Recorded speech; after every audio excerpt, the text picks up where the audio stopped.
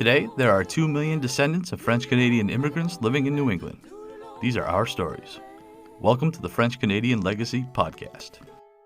Venez tous jeunes filles et garçons, je vais vous raconter l'histoire de notre immigration ici au USA, de grands aventuriers, de pays étrangers. This is the French-Canadian Legacy Podcast. I am Jesse Martineau. Now, this week's episode is an episode I am particularly excited about. A few months ago, the crew at the Franco-American Collection at the University of Southern Maine started a podcast project called Chemin Franco-Américain. I hope I came even close. Or in English, Franco-American Pathways. And I'm assuming many listeners of this podcast have already checked it out. And if not, please do yourself a favor. As soon as you finish this episode, you need to binge listen absolutely everything they have done so far because it is incredible. And I am thrilled to be able to speak to the three super talented individuals behind this project. Julia Rhinelander, Faherty and Maureen Perry. Julia, Anna, and Maureen, welcome to the French-Canadian Legacy Podcast. Thanks, Jesse. Thanks for having us. Thanks for having us. Thanks. Now, before we get all talking about this really awesome project, I'd like to get your stories. I think it's interesting. So I'll go in order. The order actually, which everybody appears on the website for the podcast. So Julia, I'd like to start with you then. Can you tell us kind of where you grew up? My name is Julia Rhinelander. I was born and raised in Maine. I grew up in a little town in Western Maine called Newry, and I went on to get my undergraduate degrees from University of Southern Maine in French and in English. I graduated in 2014. I taught high school and middle school French for 5 years here in Portland, and then I went on to get my master's degree in French literature from Middlebury College. And for that degree, I actually lived at their campus in Paris, and it was like a dream. I'd always wanted to go and always wanted to live. Sounds sick. Absolutely. Yeah. And it's funny, actually. So my introduction, disclaimer, I am not Franco. I started learning French when I was in middle school, and I just loved it. But one of the big reasons I took it is that I have some extent. One of my older brothers married a Quebecois woman, and I'm like the baby of the family, so okay. I was pretty young when they got married, and I lived with them for several summers when my niece was first born, and we would go and visit her family up in Quebec City, and I just had such fond memories of that. I remember when they got married, like that amazing party where like your wine glass is never empty, or singing. My brother played the bagpipes, and so we were singing there was like Scottish music happening and Quebecois music happening, people singing in French, and I remember thinking like this is, I want to be a part of this. And so that's a big reason why I took French, is because that culture was introduced to me when I was very young. But I ended up studying post-colonial Franco-Algerian women's writing. That was what my thesis was on. Wow. And, okay. And it's funny, like there's some really interesting connections to, what we talk about on the podcast, these ideas of identity, immigration, colonialism, even. We're kind of just getting into like future episodes that kind of delve into that a little bit more. But I came to work at the library, and last year when we went remote a month after I got this job in access services at Glickman, and so they were like, well, Julia speaks French, but we'll kind of put her in Anna's hands. Anna's the Franco, and we both hit it off immediately, like both big podcast fans, and just in working on those oral histories, we both were like, man, there's like a lot here. There's a lot to work with. This could be a really cool thing. And one thing led to another, and here we are. I feel really, really fortunate that the timing worked out. And, one of the silver linings of COVID was this podcast. No, that is very, very cool that you've kind of jumped into this entire world that wasn't necessarily your background. I find super, super interesting. So Anna, how about your story? Can you tell us kind of about your life when you were growing up? So I was actually born in Minneapolis, Minnesota, but I did not stay there very long. My parents moved out here when I was 1, and I grew up in Brunswick. One of the things that I guess has sort of like shaped my career and interest in history and libraries is a visit I took to the Pejebscott History Center, is its current name, but it was at the time called the Pejebscott Historical Society here in Brunswick. They have a historic house that was the home of Joshua Lawrence Chamberlain, who is a obviously well-known Civil War hero, particularly in New England, not really so much in other parts of the country. Most folks in Maine and New England have heard of him. And I went to that museum, and that was when I realized that that was a thing that somebody could do as a job. Like you could have a job to teach people about old objects and about history, and part of your job could be working with like the actual old stuff. And that was kind of when I had the idea that I wanted to work in a museum. And it was a longish road to get there. I also heavily debated majoring in theater in college. But ultimately, I ended up majoring in history and minoring in theater at Hamline University in St. Paul, Minnesota. My almost entire extended family still lives out there, so I ended up going to college out there too, and it was fantastic. After I graduated, I worked in museums for a while, but I couldn't seem to get any job in an archive without a master's degree. So I thought, now's the time. I am going to go to grad school. And I ended up going to Simmons University in Boston for their dual master's degree in history and archives management. And that was a great time. I actually wrote my thesis on immigrant millworking women, like perceptions of immigrant millworking women in Maine. And here is where I tell you my secret. It's not a secret. Everybody here knows. I was going to say, it's not going to be a secret. It's not going to be a secret much longer. Yeah. I don't speak French. That's a big time secret. So I realized that there were all of these documents that were not as accessible to me when learning about textile mills in Maine because I didn't speak French. And at that time, I also learned that the Franco-American collection at USM existed. So that was really exciting.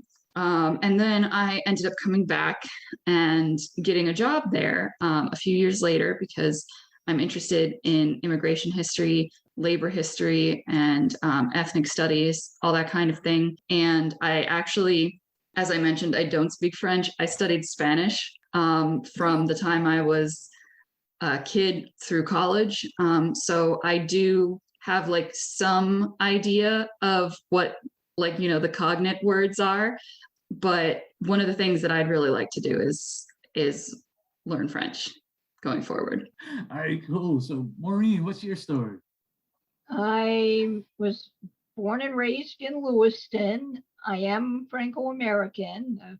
In fact, my mama and papa lived with us as I was growing up. I still have cousins up in Canada.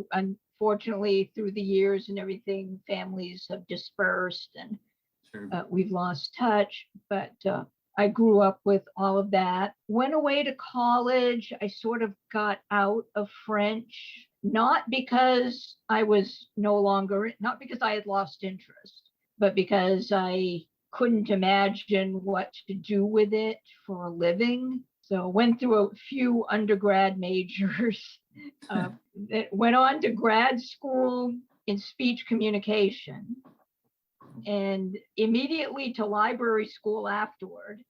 Again, not sure what I was going to do with my first master's. Sure. Went to Simmons, just as Anna did, for library school. Stayed in Boston a few years. Out of the blue, got a job back in my hometown, where to this day I still am. Then when Julia and Anna mentioned the podcast, it sounded like a great idea. I follow a few podcasts myself, and I thought, ooh, a chance to practice my French and to bring out my speech communication background. So the rest is history. Oh, that's great. Very cool. So obviously we'll transition to talking about this incredible podcast. Julie, you talked a little bit about it kind of during your intro, and you talked about it quite a bit during the very first pilot episode about where the idea came from. Maybe you can give kind of more background, kind of what are these oral histories that you are talking about, and how did that lead to this incredible podcast? When we all went remote last year, there was kind of this shuffle. For my job on paper at the library is very front facing. I'm circulation desk, so I'm dealing with people, and so there obviously we can't do that from home. So there was this shuffle to figure out like what work are we going to give people. A lot of that work was in digital projects, so not just at the Franco collection, but in case folks don't know, we have a great special collection here at the Portland campus. We have a huge collection of these digital resources. One of the big reasons for putting me on the Franco stuff is because a lot of these oral histories need transcriptions. So when we upload them to our online repository, we like to upload them with what we call metadata. So it's like all of the big information: what is it, who's in it, where does it take place, when did it happen, and also have a transcription of what's in the recording. Obviously, a lot of the recordings are in French, and they're in the French. They're in Franco-French, which is really interesting because for me that was almost like learning a different language than the French that I learned, that I got my master's in France. It's beautiful. It has its own cadence. It has its own vocabulary. It has, this mix of English. I love it. It's absolutely beautiful. These oral histories, the histories themselves, I'm trying not to get off track, are from Francos, mostly in Maine. A lot of focus on the Francos from and in Lewiston, but there's also some other cool stuff peppered in there from all over New England. Some of them were recorded by people going into people's homes and talking to them about their family traditions, their holiday traditions, how did they grow up, their life stories. There's some really interesting different styles of how people would kind of conduct these oral histories. There are folks singing songs, there's folks giving recipes, and as far as the sort of table of ones that I was working from, it kind of ran the gamut. There was a Blake Street residence collection. There was an old radio recording that was featured in last month's episode. One particular series where folks were clearly being asked specifically about their holiday traditions, like their traditions around Christmas. It's funny, you wouldn't think that people sort of just talking about their everyday lives, like I wouldn't want to talk to someone. I wouldn't think it would be really interesting for me to like talk about, what I had for breakfast, what I would make for these, but it's riveting. It's enchanting in a way. And I don't know, maybe Anna, just as someone, the collection way better than me, I just kind of know the work that was thrown at me and how I just kind of got locked into it. But Anna probably has some more insight on the oral histories that I don't.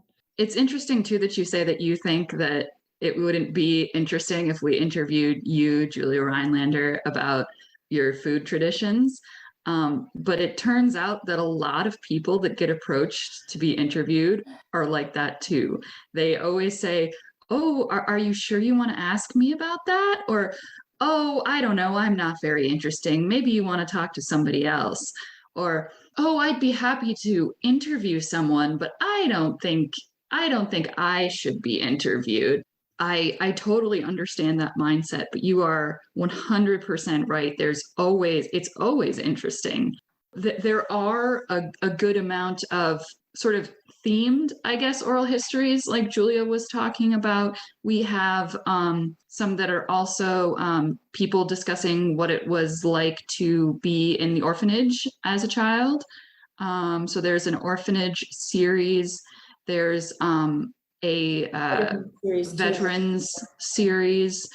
And then there's just sort of like little one-off interviews with people talking about their lives, talking about their families and their businesses, talking about Lewiston, and how that has changed since they were younger. Some people, like Julia was saying, talk about experiences in Maine, and some people talk about how, like, they grew up in Massachusetts, but they ended up in Maine. And some people are talking about, like, the veterans, particularly talking about their experience overseas, all kinds of stuff. And a lot of them, I would say, too, have Franglish elements, even the ones that are in English. And I'm sure that the ones that are in French also do. It's a great time. And I've had the opportunity to interview a few people for oral histories, and it's been a great time.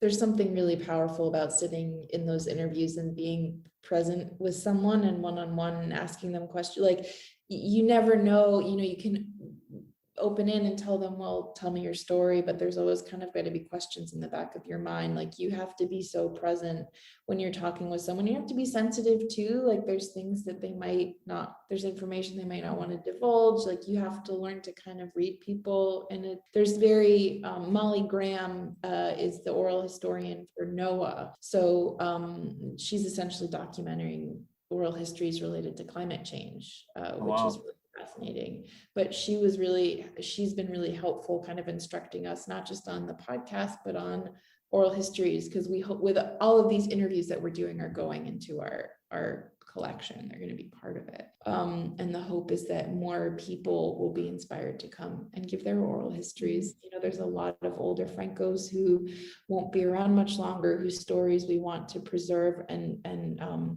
promote, protect.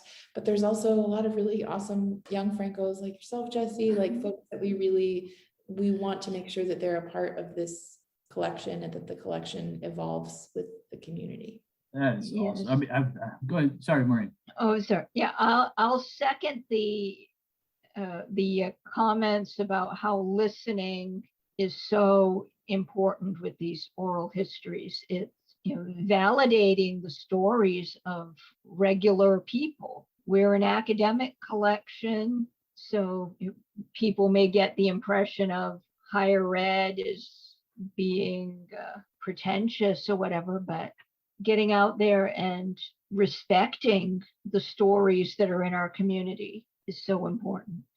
The point you guys made is actually something I've run up against, even with members of my own family being reluctant to speak to me because they don't think that it's necessarily interesting, that the story they have to tell. Though I do appreciate Julia using the word beautiful to refer to the French that she's heard, only because I've heard time and time again from people on this podcast and listeners of the podcast who send me emails about how much they were criticized for the French that they spoke growing up and how that gave them a difficult time. So to have someone refer to it as beautiful is definitely going to mean quite a bit to a number of listeners of this podcast, which I find very, very awesome. I mean that from the bottom of my heart too. And I think especially being in Maine, where we have this huge influx of French speakers coming that from all over the world, there's no wrong way to if it's your language, it's your language. And I think in particular, there's something very elitist and colonialist about saying that it's not a beautiful language. I think there's something, you have me on the record saying that. But I genuinely love the language. I kind of I wish more people listen to it in that way. But I did want to ask, kind of maybe talk about the process or when the decision was made to go from having all these amazing discussions that are recorded to we are going to turn this for sure into a podcast. And maybe talk about when you guys first started a podcast. I know that quite a bit of discussion of the format we wanted to use for the podcast and how what we ended up with was not exactly what I first thought of when we started. So maybe we can talk about kind of the process of getting going for the point where we have these awesome recordings to kind of the format of what you ended up with. What happened, I would say, is that Julia came to me and said, hey, I know we've discussed podcasts before, maybe we should make one. And I said, oh, that's a great idea. I would love to do something that would showcase the collection and not only the oral histories, but also some of the documents and objects. And then I said, actually, also, I think Maureen was planning an audio series of some kind. So maybe we should all come together on this. And that's how, like, the 3 sections, I guess, of the podcast came into being. And Julia, you can take it away from here. Yeah, I think that pretty much covers it. It happened really organically, as you know, kind of waiting on the funding and figuring out the logistics of that, and kind of getting approval of the board and our higher ups here at the library. Well, getting approval wasn't a question for the higher ups, but I guess what I'm trying to say is the process, the creative process was incredibly organic. So I just kind of, as I was listening to these oral histories and transcribing, I kind of just started making a table with different themes, and then the episodes and kind of timestamps of where I thought would be a good little quote for each thing. So, you know, it started pretty broad, like language, you know, a lot of talk about, you know, why speaking French is important to the folks that were giving these oral histories, but also music, veterans. We're going to have some killer episodes on Franco veterans for sure. Gosh, food, holidays, ghost stories. Awesome. I'm so excited for that episode. Lots of awesome ghost stories about, I don't know, probably like the loup-garou and the chasse-galerie. I love the chasse-galerie. The chasse-galerie, yeah. And yeah, there's some great stuff. But anyway, it was just everything kind of just started separating itself out into these episode ideas in my mind. And I kind of shared that document with Anna and Maureen, and they started filling in. We talked to our digital projects person at the time, Jess, and like she had some great ideas. She has some Franco connections. And, you know, then that kind of evolved into, okay, how do we logistically do this? What equipment do we need? What do we need funding for? So there was proposals and talking to our special projects person here at the library, Stacy Calderwood. And then and it's like the timeline, it's like we wanted to do the first episode in January or something. And then it's like, you know, like the timeline just kept getting bumped down, and we were like, we'll wait. We would just want to make it good. We want it to be the best it can be. And so by the time it got down to, you know, to the spring, towards like the middle end of the spring semester, the pilot episode kind of started taking shape as we wrote it together. We had some great interviews with 2 board members. If folks listen, they'll hear Doris Bono and Mary Rice DeVos. And yeah, and then it's kind of the production schedule's just been moving and taking it a month at a time. And yeah, Maureen, would you add anything to that? I'll second your comments, Julia, about the organic nature of it. And also it's amazing how we get one episode out and the ideas are flowing. We're already pretty much right into the next episode. There's so much material to work with. It has been amazing. I feel so lucky too to be working like Anna and Maureen, between them both, like their knowledge of of what we have at the collection. And Maureen, I feel like every time we go to do La Collection Parle, there's always like something in the back pocket. There's always something. And I just feel very lucky to work with Anna and Maureen. And it's amazing. There's always something, even for all of the years I've been working with the library and with the Franco-American collection, there is always something new that we come upon. One thing that I know when I first started my podcast, where we got a ton of comments, I would say almost half right off the bat were about the music we chose for our intro and our outro of the show. So I'm curious, how did you guys decide what you were going to use when you started your podcast? We are so lucky, and I want to like sing his name from the mountaintops. Rob Sylvain was one of the first people we talked to about the podcast, and his music. If people don't know, Rob's been a musician on the main music scene forever. He's played in Acadian bands like Boreal Tordu and the Acadian Aces. Fun fact, I actually met Rob not unknowingly years ago because I got invited by a friend, our mutual friend, to one of his like famous New Year's Eve parties where his band, the Acadian Aces, were like playing in his living room, and it was one of the best New Year's I've ever had. Yeah. Oh wow. And so we got on the Zoom call, and I was like, I think I've been in your living room. It was a very main moment. His most recent project, his solo album Meme's Notebook, was inspired by a notebook of traditional Acadian folk tunes that he inherited after his meme died. And he did a ton of research. I mean, I don't think folks necessarily realize how much research and time he put into learning where the songs come from with folk music, as with any folk tradition. There's a lot of shifts and changes, different melodic things happening over the years, and he adapted the songs in French and English. So there's a version of each song in French and English for his Meme's Notebook album. You can buy it on his website. It's fantastic. It's lovely. And he gifted us this, he said, gave us free rein to use this music for the podcast. And we are so lucky, because there is such a wealth of awesome music on that album. And the song that we use for, with the exception of one in the music episode, which he's featured in, we use his song Chère Léonore, or Dear Lenore.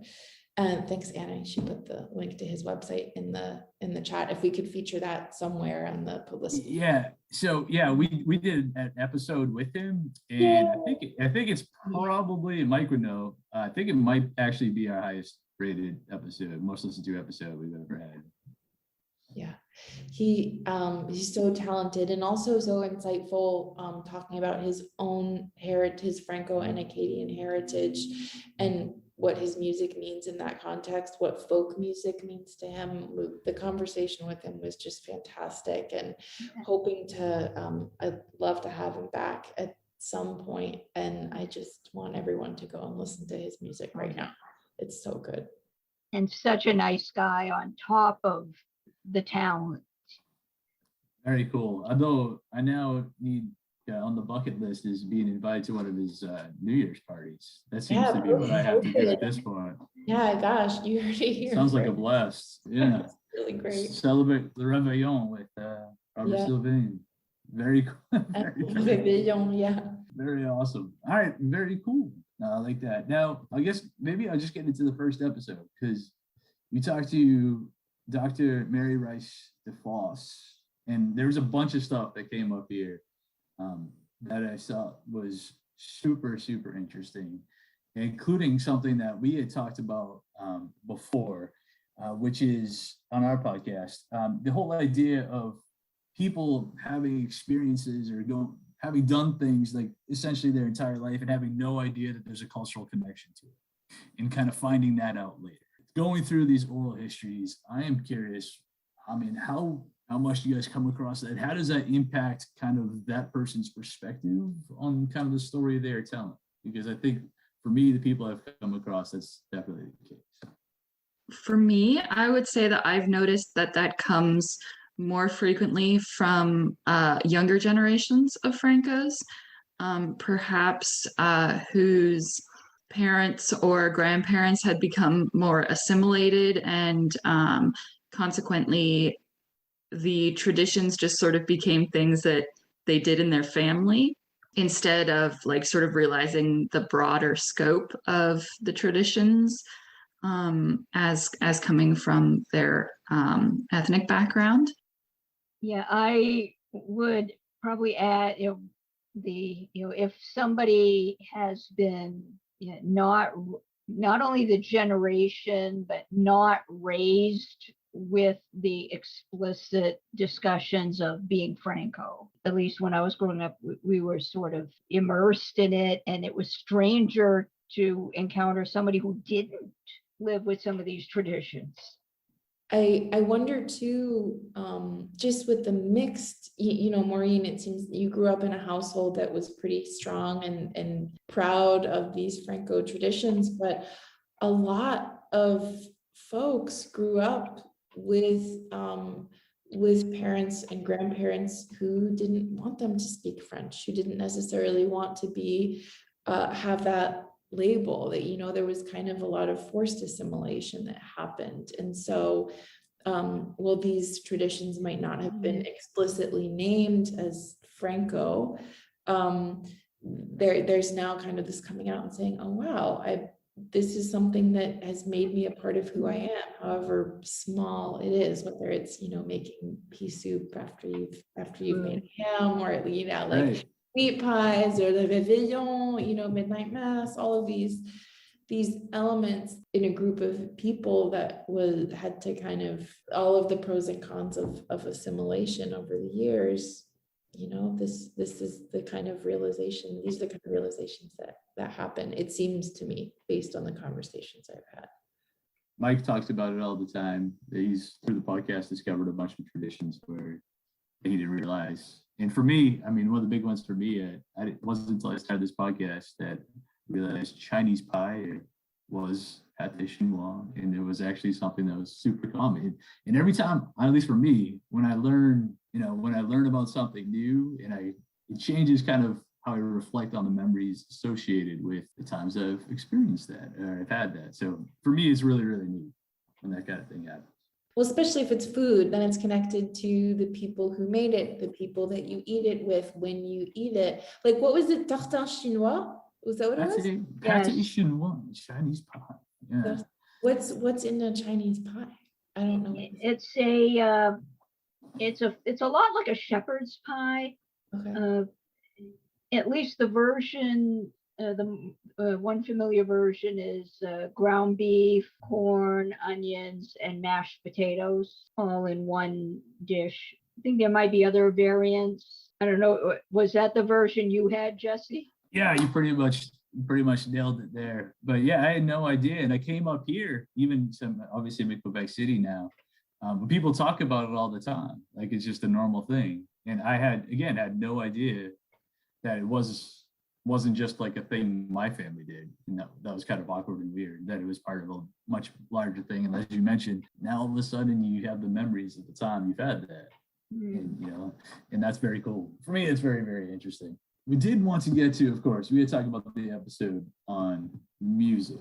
And there, obviously, first of all, did you know right from the jump that was going to be episode 2? Like, you're going to have pilot episode, then episode 2 is going to be music. Talk about kind of how that came about. And there's a super interesting discussion also from Robert Sylvain, which is I come across quite a bit up here. The whole idea of losing your language, you lose your culture. And he talks about that. And for me, that's a big deal, because I can't tell you how many people I've run into up here when I tell them I'm Franco-American, but I just speak English, especially when I started here. They look at me like, well, if you don't speak French, how can you be Franco? And they're like, well, there's more to culture than the language. And it's funny, I had some woman, she's super, super nice. She's actually running for mayor here, who looks right at me and said, well, what else is there? Like, she was completely confused by the idea that there might be something else besides just the language, which I find very different. I mean, how we approach cultural identity, I find very, very different up here, just generally. But anyway, so you talk about the idea of music, the decision to make an episode on music, and how music kind of plays into the whole idea of cultural identity, because that comes across big time in this episode. The idea, I think, for the music episode being the second one happened very quickly after the month of January. And that is because January was when we hosted Rob Sylvain at the Franco-American Collection, virtually, of course, to do a presentation of Meme's Notebook, where he plays and sings and then talks a little bit about each song. Obviously, he doesn't get through every song on his album because they're all so interesting. And you could literally, like Julia and I, when we spoke to him, like we talked about like a couple of songs, but it took like more than an hour. So there's That's like awesome. there's so much more to know about it out there, which is fantastic. And he, as Julia said, he has done incredible work on that project.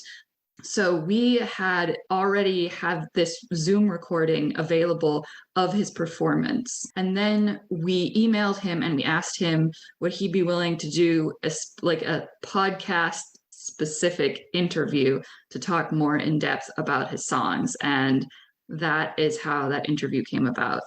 And just to speak to this sort of bigger, and Maureen and I feel, obviously I think I hope you'll have more to say on this as well, but the whole language is culture thing has played out in a lot of these conversations. And I find it really interesting, right? Because there's the grain of truth there, right? Is that, Sure. and I'm sure, Jesse, as you're learning French, I imagine that, and having reached a more, at this point in my life, I've spoken French for more of my life than I haven't. There's a part of me that I can express in French that I can't express in English, and likewise, right? Yeah, and I'm sure you're learning, and I'd be interested too to hear, I guess, like I'm used to interviewing people, so I'd be interested to hear from you as well about how you feel like that expression of yourself and your connection to your history is changing. Obviously, if you have members of your family that speak this language, and you don't, that's got to be an impetus, I'd imagine. But I think that it's particularly in Franco culture in New England. And I don't want to overstep because I'm not Franco, but it seems like more broadly in communities that have been forced to assimilate over the years, there's a real danger in excluding, particularly younger folks who might not speak the language because their parents and grandparents were acting out of what they saw was a necessity to be safe, to be included, to create community. It's a shame that those circumstances were happened the way they were. We all know that the Francos were victims of the KKK, that there were reasons of safety that people didn't want to be identified as Franco. But I think that what I loved about that conversation with Rob, and the fact that he has the album in both French and English, he's learned French as he's grown up. He didn't necessarily speak it growing up. He's learned it as an adult, and it's his French. There's an ownership over the French that he speaks and the French that he sings, the French that he writes music in. I love how he calls it his grandmother tongue. It's not his mother, grandmother tongue. And if we want to distill this, sometimes I'm a little verbose, I'm sorry, but if we want to, this is great, into talking about culture and language, this idea of a grandmother tongue that you come back to and reconnect or connect anew to something in the past, there's something really special in that too. I think that there's a lot of, it seems to me from talking to folks and reading about Franco-America, if we want to kind of normalize it, but there's a lot of younger folks who want to reconnect and have a lot of shame around not speaking the language. Shame that I don't think necessarily belongs to them. It's not their fault. I love to see these other connections to culture that happen in food, that happen in festivals, dances, music. Acadian and Franco music, it's so awesome. It's so fun to listen to. You just want to dance to it, right? Yes, there's a grain of truth in the fact that there's a lot of language and expression and selfhood that happens with language, but there's so much more. There's so much more. So I don't know if Anna and Maureen especially. Yeah, and with everything that divides people in this world, we can use all the things that unite us. So if it is food, or at least if not unite, at least bring people together. So if it is food, if it is dance rather than language, so be it. The language is beautiful, but so are these other aspects. And if it's bringing people together rather than tearing them apart, I think we could use more of that. Yeah, I think that's definitely true. I know a big motivator for this podcast was the fact growing up, I always heard the narrative that Franco-Americans, if they're not dead, are dying. It was kind of the narrative that I heard. In fact, Saint Jean-Baptiste, there was an article that was sent to me by listeners and teachers I have up here, both. Pretty big publication up here actually ran a story about the last Franco-Americans, and it highlighted 3 different individuals, 2 of which I know really well. And so what we're trying to say is they're not the last Franco-Americans. I mean, they're awesome people, and they're not the last Franco-American. Last Franco-American has not been born yet. So that is definitely something that comes up quite a bit. I think I saw some chatter about that on Twitter. I think David Vermette responded very much in the same vein. Like this, there's a lot of good information here, but the lens through which the story is being told implies that there's an end, and it really kind of, just with the vibrance of this community that I've experienced thus far, there's nothing dead about it. Oh, Exactly. sorry. I was gonna say that I have heard that too, and I have heard that from Francos. Of course.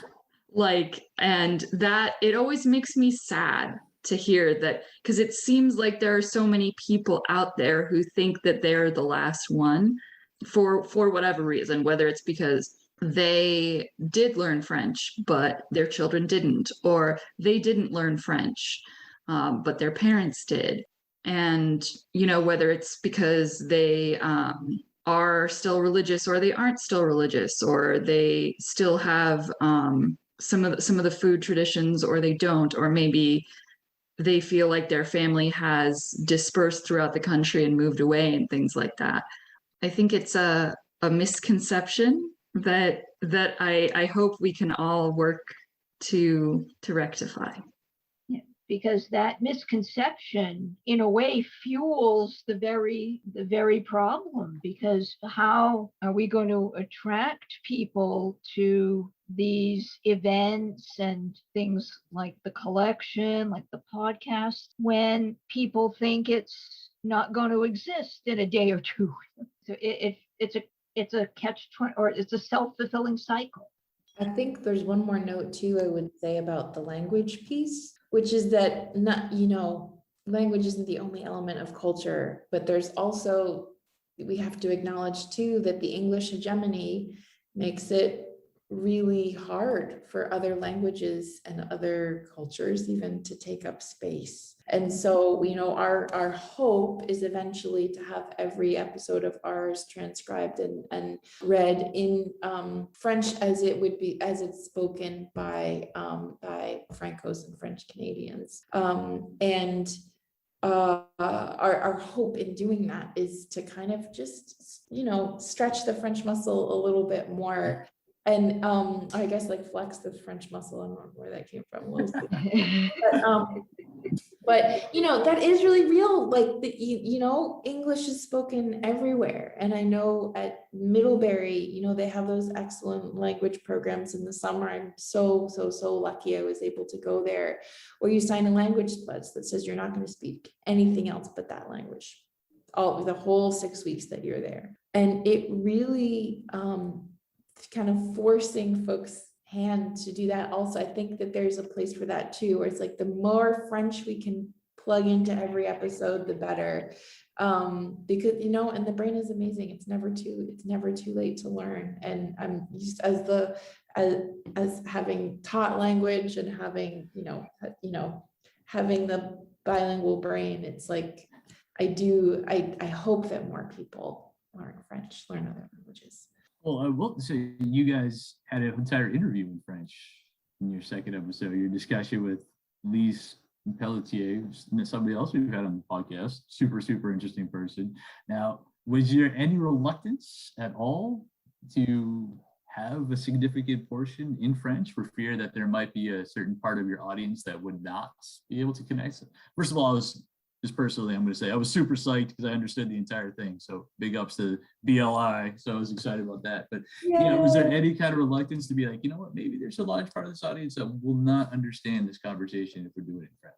going into this podcast, the vision was a bilingual podcast, and it still is, to have a French and an English version. And it's just like resources and time, we still have our full workloads here at the library, so that's been hard to manage as well. But we know it'll happen eventually. Any resources that you have to connect us with up in Quebec would be awesome.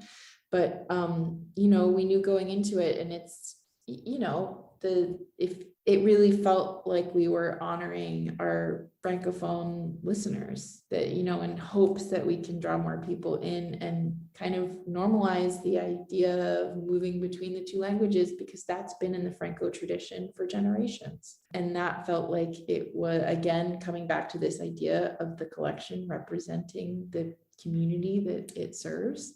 That felt like, in fact, I would go so far as to say, Anna and Maureen, you can correct me, there was no hesitancy, because we knew we were making a statement in doing that. And my hope is that we can do it more and have more and more French content, more and more French oral histories. Bien dit. Well put.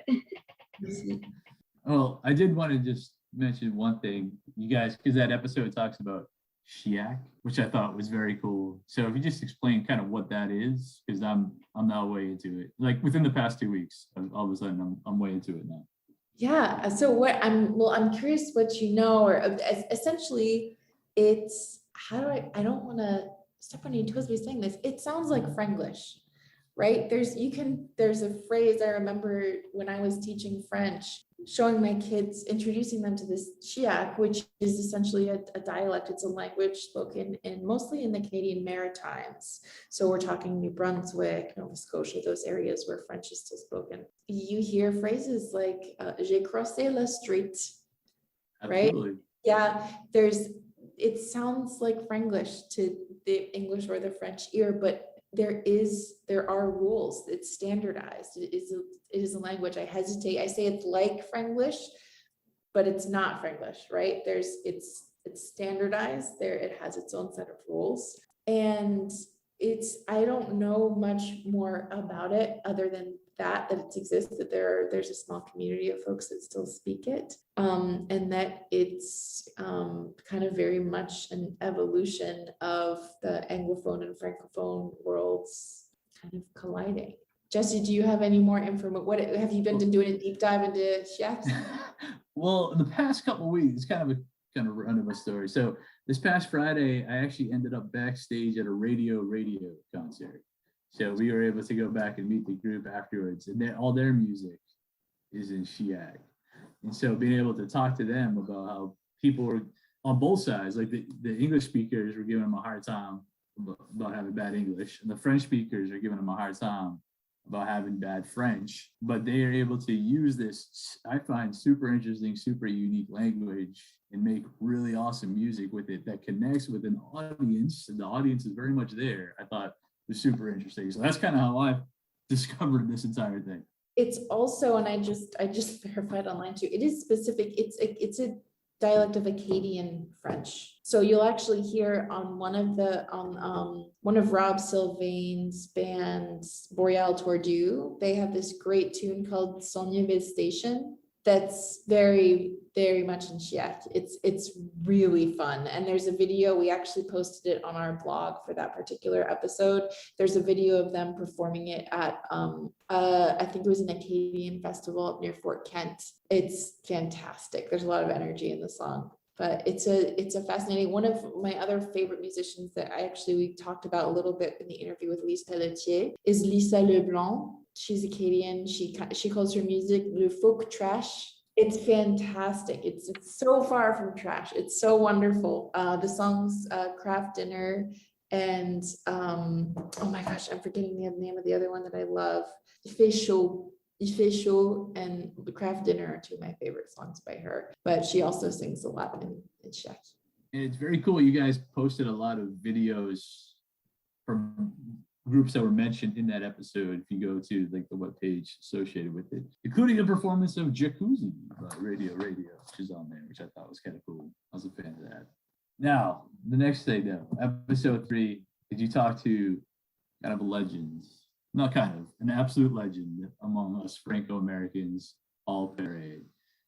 First of all, how did that come about? Did you know from the beginning that we need a Paul Perry episode, or was it more of a, we need to get somebody to talk about, French media? Let's maybe reach out to Paul Perry.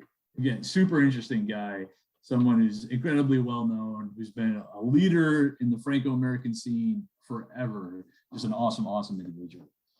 When we were talking about that theme, he was one of the names that came to mind, and we had reached out to a few different people, and fortunately he was available and was gracious enough to come up to Lewiston and share his story. But we had expected an interesting interview, but it was gold.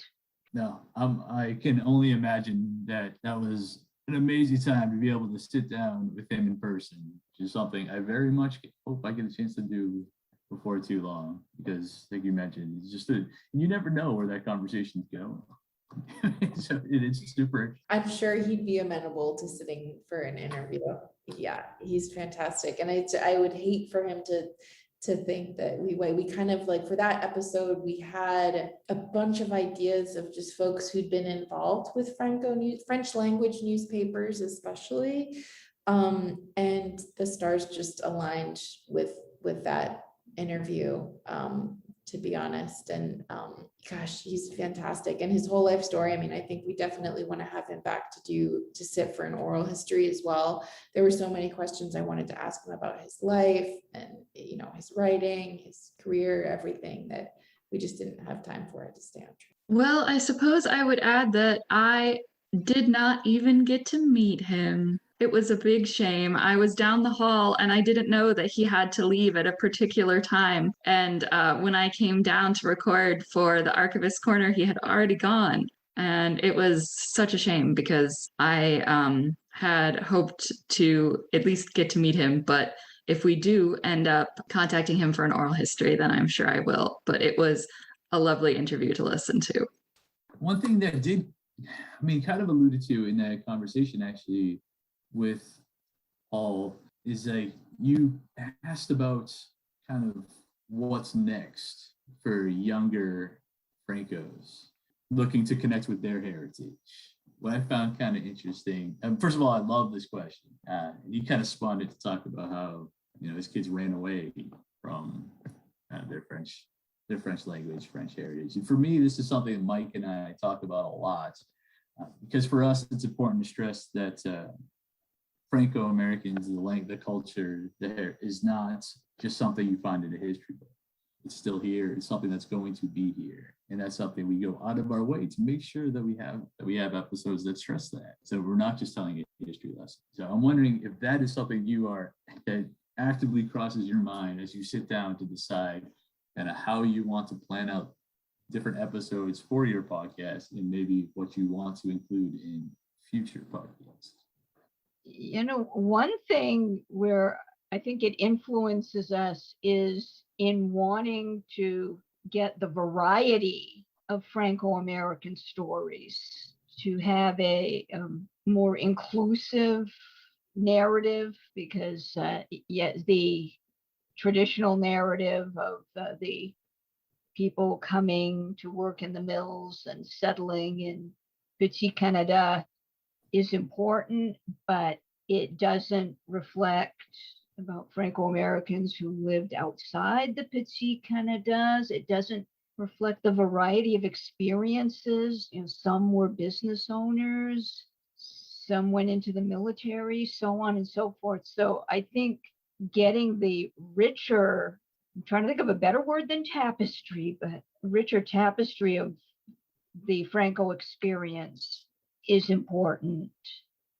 I think that's exactly what I say as well. I think that we talked about that a bit with Doris Bono in the first episode, how, coming back to this idea, Anna, that we were kind of joking about, how it's like no one really thinks that their story is important.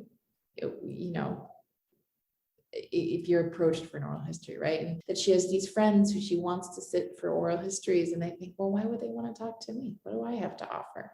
And she mentioned specifically exactly what you just referenced, Maureen, is that folks tend to think, well, okay, if you're Franco, you had grandparents, great grandparents in the mills, that there's that, this story. And it's true that our next episode will be about mapping Franco-Lewiston and how the physical topography of the city was shaped around these mills, right? Like, it's not to deny that that's a huge part of the history, but of course that's not all. There were people from all different walks of life, all different socioeconomic strata who were a part of this community, and making sure that those stories are included in the collection is important. And I think too, just the fact that we're audio, as you know, radio and podcasts, like, they're reaching such a broad audience now. It's really one of the best ways to amplify voices and amplify stories. And I think it's a perfect medium for that.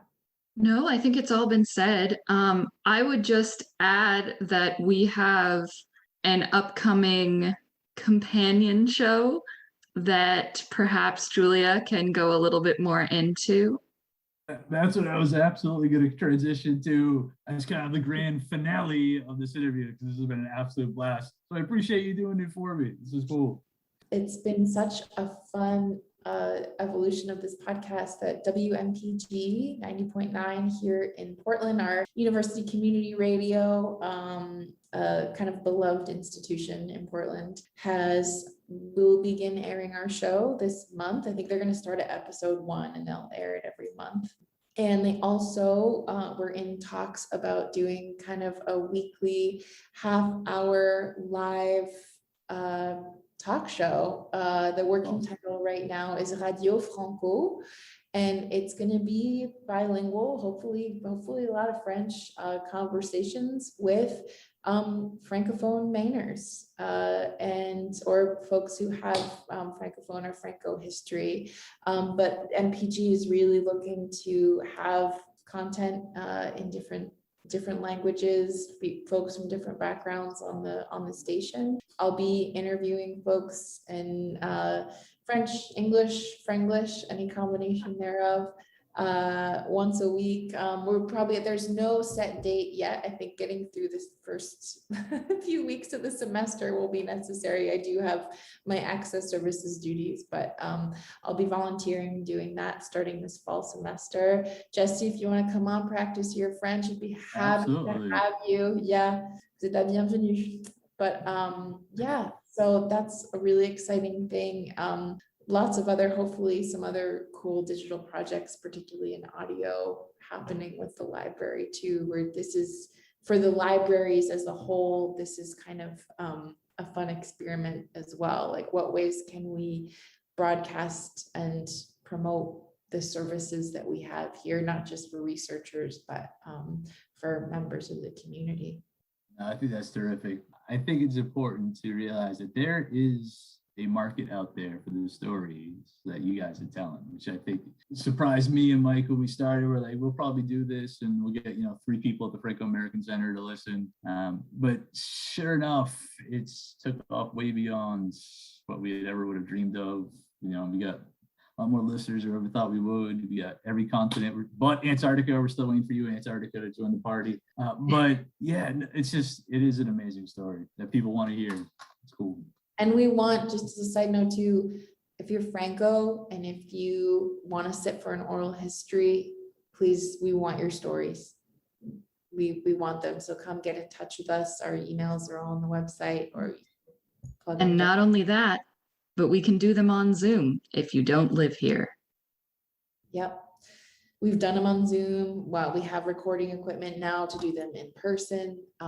We just come tell us your stories. Your stories matter. So this has been awesome. This has been a great conversation. So nuts and bolts, where do people find the podcast? How can they get to it? Where can they find you on social media? francopathwayspod.wordpress.com. And we are available on streaming on wherever you get your podcast. You should be able to stream it. So Spotify, Anchor, Apple Podcasts. I use Overcast. That's one of my preferred one. Instagram, I believe, Anna, correct me if I'm wrong, is FrancoPod. And I think so. Yeah, I'll check. Franco-American Pathways is our handle on Facebook. And then Twitter, it's funny, I always forget the actual handles. Twitter is Franco Pathways, at Franco Pathways. So please give us a follow. We're hopefully getting an intern this fall to help us with the social media. It's enough. That's a whole job in and of itself that we'd rather just be creating content. But yeah, so please follow us. And we do a blog post with every episode with details about what we talk about as well. So keep sign up for updates on WordPress. And not only that, but if you right now listening are a student at the University of Southern Maine and you are interested in being our social media intern for this podcast, or I'm sorry, not for Jesse's podcast, but for Franco-American Pathways. You can do it for my podcast too. I'm sure. Feel free to email me at Anna, ANNA Faherty, FAHERTY @maine.edu. And that is the best contact for the Franco-American collection. You can also visit our website. It's USM/Franco-American Collection. And we have a Franco-American Collection Facebook page as well. Very awesome. Come work with us. Now our fathers look at us and sigh with despair, to think that everything they love we simply do not share. But the spirit never dies, our culture will survive. Each of us must choose how much to keep alive. Each of us must choose how much to keep alive. Special thanks to Josie Vachon for providing the music. You can find more about her at josievachon.com. This podcast was produced and edited by Mike Campbell.